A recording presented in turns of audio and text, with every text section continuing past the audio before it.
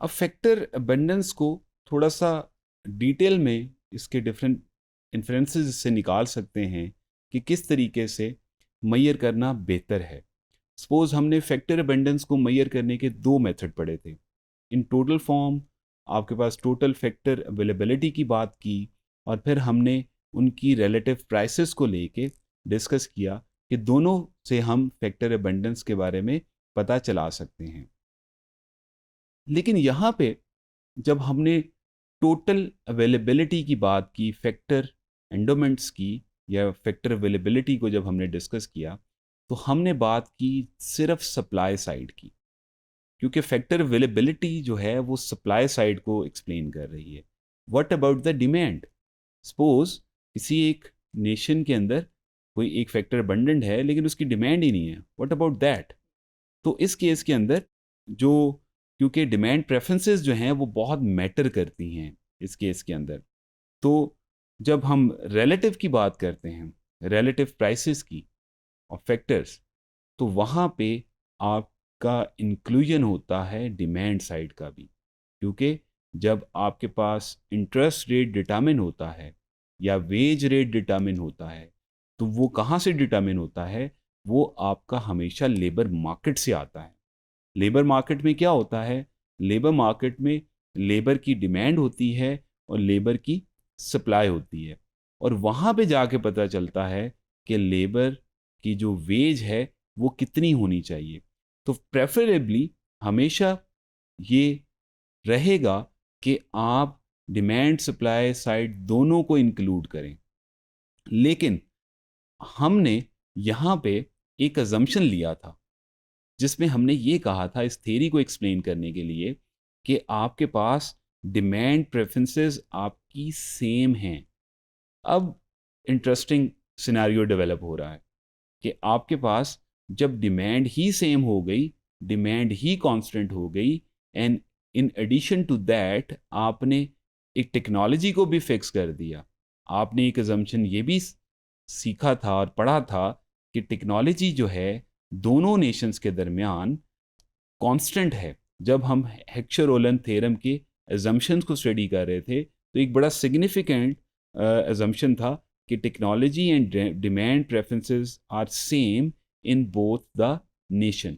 तो डिमांड तो automatically rule out हो गई, डिमांड यहाँ से डिमांड साइड निकल गई। तो इन दैट केस आपके पास जो है, चाहे आप इस अजम्पशन के साथ टोटल अवेलेबल रिसोर्सेज या टोटल फैक्टर अवेलेबिलिटी वाले चीज़ के साथ एनालिसिस कर लें, चाहे आप रिलेटिव प्राइसेस के थ्रू एनालिसिस कर लें, आपके पास फैक्टर अबंडेंस का बात सेम ही होगी दोनों केसेस के अंदर।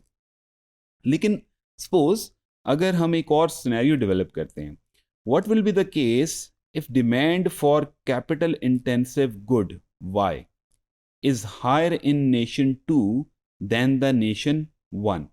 अब हमने डिमांड जो अजम्पशन है उसको थोड़ा सा रिलैक्स किया।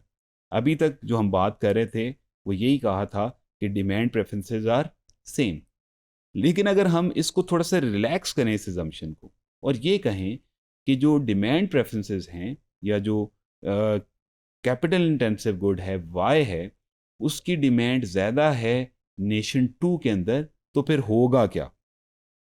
होगा ये कि वाई की डिमांड ज़्यादा है तो नेशन 2 वाई के अंदर कैपिटल को ज़्यादा यूज़ कर रहा है, और इससे अल्टीमेटली क्या होगा? कैपिटल की प्राइस बढ़ना शुरू हो जाएगी। यानी कि जो आर है वो क्या होगा? बढ़ना शुरू हो जाएगा।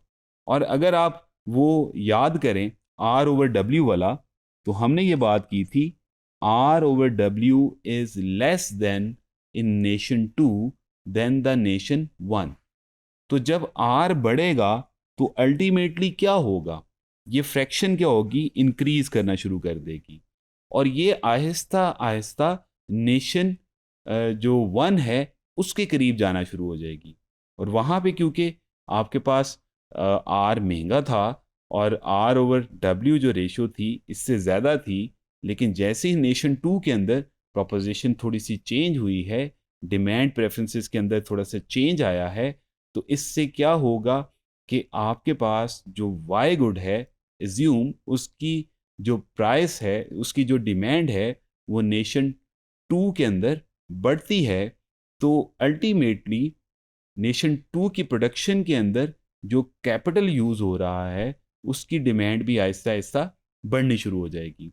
इसको हम इकोनॉमिक्स की सेंस में कहते हैं ड्राइव डिमांड, क्योंकि आप जो कैपिटल की डिमांड कर रहे हैं वो वाई चीज की प्रोडक्शन के लिए कर रहे हैं।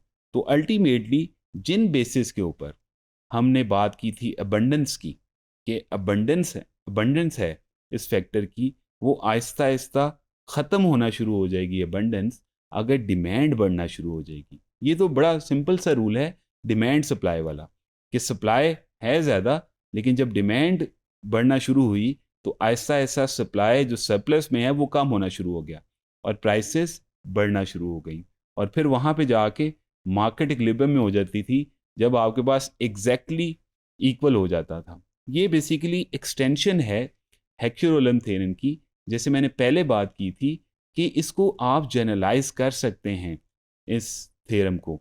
इसमें आप टेस्ट की जो है या डिमांड प्रेफरेंसेस की अजम्पशन को भी देखें, हमने रिलैक्स करके देख लिया है, और अल्टीमेटली ये भी देखा है कि इससे इफ़ेक्ट क्या होगा और इफ़ेक्ट किस तरह से होगा, वो हम लोग इंशाल्लाह हेक्शर-ओलन की थ्योरम के जो सेकंड हाफ है उसके अंदर डिस्कस करेंगे कि ये सिनारियोज रियल वर्ल्ड के अंदर कैसे जो कंट्रीज़ हैं वो फेस करती हैं जब वो किसी एक चीज़ के अंदर अबंडेंट होती हैं। अबंडेंट होने के बावजूद उस फैक्टर की डिमांड इतनी ज़्यादा होती है कि वहाँ पे वो चीज़ जो है वो ज़्यादा डिमांड होना शुरू हो जाती है और इसकी प्राइसेस बढ़ना शुरू कर देती हैं। तो ये बेसिकली फैक्टर अबंडेंस से ले के कुछ चीज़ें थी जिनको समझना ज़रूरी था बिफोर लर्निंग HO मॉडल।